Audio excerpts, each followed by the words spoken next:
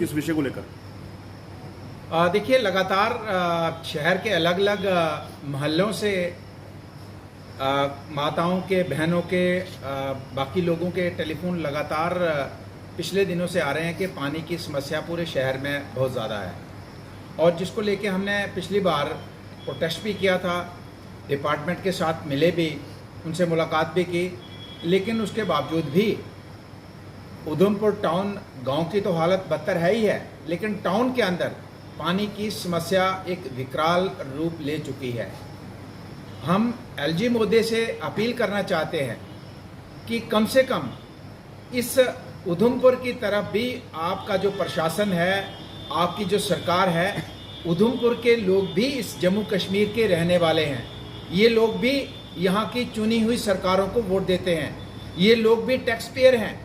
Tax पे करते हैं, ये सारे लोग बिजली का किराया देते हैं, पानी का किराया देते हैं। उसके बावजूद इन लोगों की इतनी बदतर हालत है कि कोई इनकी सुध लेने के लिए तैयार नहीं है, कोई प्रशासनिक अधिकारी यहाँ सुनने के लिए तैयार नहीं है। पिछले दिनों जब यहाँ के म्युनिसिपल काउंसिल के जो प्रेसिडेंट हैं उन्होंने रेजिग्नेशन दिया, तो उनको मनवाने के लिए आपके जो डिप काम है उधमपुर में आ गए कि आप अपना रेजिग्नेशन वापस ले लीजिए, उनको मनवाने के लिए आ सकते हैं। यहाँ पे प्रशासनिक लेवल पे कोई मीटिंग करने के लिए आपके लोग तैयार नहीं है कि पानी की समस्या क्यों है, अकाउंटेबल बनाने के लिए लोग तैयार नहीं है कि पानी की समस्या किसकी वजह से है, कौन से अधिकारी हैं, कौन से ऑफिसर हैं जो पानी की व्यवस्था को सुचारू रूप से नहीं चला पा रहे हैं, उनके खिलाफ कोई एक्शन आपका नहीं होता है। आप सिर्फ पॉलिटिक्स करते हैं, और यहाँ जो प्रशासनिक अधिकारी हैं ये लोगों के काम करने के बजाय पर्टिकुलर पॉलिटिकल पार्टी की ये चिमचागिरी करते हैं। मैं वार्न करना चाहता हूं इन अधिकारियों को कि चिमचागिरी करने के बजाय उधमपुर के लोगों की पानी की समस्या का समाधान निकालिए। यहाँ पे आप देखिए कि आज कचरे की व्यवस्था क्या है, टाउन से बाहर नहीं निकल सकते हैं, आप घर से बाहर नहीं निकल सकते हैं, मक्खी है, मच्छर है इस बरसात के मौसम में। अब हॉस्पिटल में एक एक बेड पे 10-10 लोग थे, क्योंकि सारे लोग बीमार हो चुके हैं। कोई आदमी ऐसा नहीं होगा जिसको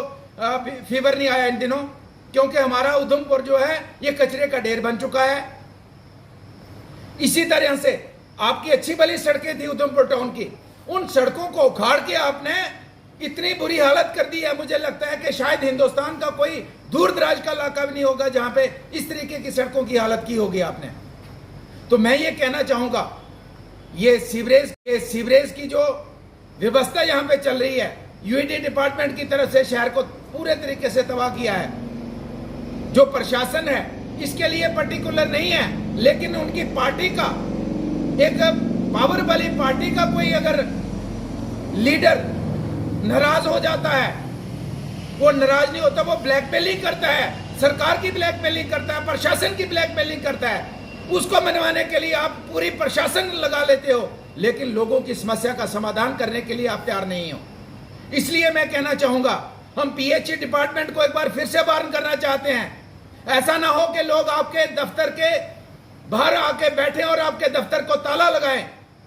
अगर पानी आप दे ही नहीं सकते हैं, फिर आपका दफ्तर में आने का फायदा क्या है, ऑफिस में बैठने का फायदा क्या है।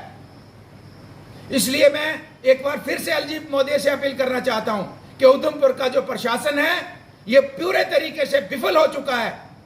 कोई भी समस्या का समाधान करने के लिए विफल है। लेकिन फिलहाल पर्टिकुलर मैं पानी की बात करता हूं, अगर पानी की समस्या का समाधान जल्द से जल्द नहीं निकाला, इसी तरीके से आपके कचरे की व्यवस्था है, शहरों की सड़कें हैं, अब इन बरसात के मौसम में आप देखिए पूरे हमारे गांव की सड़कों की हालत, हफ्ते हफ्ते से सड़कें बंद हैं, कोई वहां पे उन सड़कों को मलबा उठाने के लिए तैयार नहीं है, चाहे वो मोंगरी काला का हो, चाहे आपका पंचारी का हो, चाहे डुडू बसंतगढ़ का हो। हम पिछले दिनों बसंतगढ़ के इलाके में गए, वहां देखा आपने कि पिछले 2 महीनों से सड़क स्लाइड की है, कोई पूछने वाला नहीं है, कोई उसकी तरफ ध्यान देने वाला नहीं है। अगर शहर की ये हालत है तो गांव की क्या हालत होगी, आप इसका अंदाजा लगा सकते हैं। तो इसलिए मैं फिलहाल कहना चाहता हूं, शहर और गांव के अंदर जो पानी की समस्या है इसका फौरी तौर पे हल निकाला जाए, वरना पीएचई डिपार्टमेंट के दफ्तर को ताले लगाने के लिए लोग मजबूर होंगे। ये मैं साफ और सीधे शब्दों में कहना चाहता हूं।